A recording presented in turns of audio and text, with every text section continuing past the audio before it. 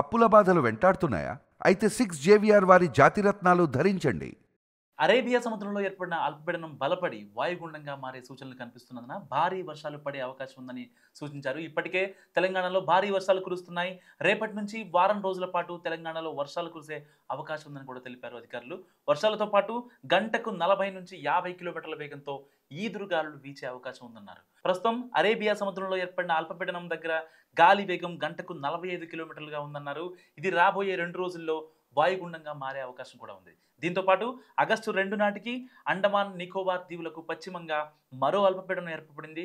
So అది కూడా బలపడితే August 5 తర్వాత తెలంగాణలో భారీ వర్షాలు కురుస్తాయని కూడా అధికారులు అంచనా వేస్తున్నారు. ఇప్పటికే రుతుపవనాల కారణంగా భారత్లో విస్తారంగా వర్షాలు కురుస్తున్నాయి. మరోవైపు బంగాళాఖాతంలో అల్పపీడనం ఏర్పడింది.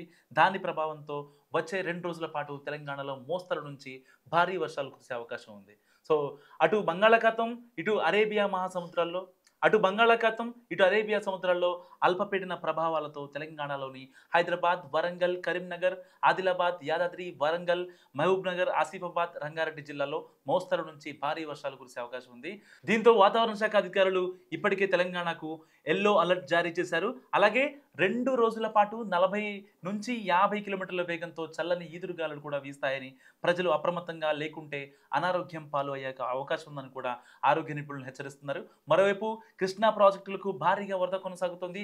ఎగువన కురుస్తున్న వర్షాలతో పాటు జూరాల, శ్రీశైలం సాగర్కు భారీగా వరద వచ్చేరుతుంది. దీంతో వచ్చిన నీటిని వచ్చినట్లు అధికారులు వదిలేస్తున్నారు.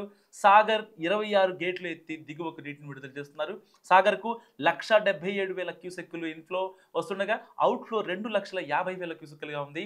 సాగర్ ప్రాజెక్టులో పూర్తి స్థాయి నీటి నిల్వ 312 టీఎంసీలు కాగా ప్రస్తుతం నీటి నిల్వ 298 టీఎంసీలుగా ఉంది.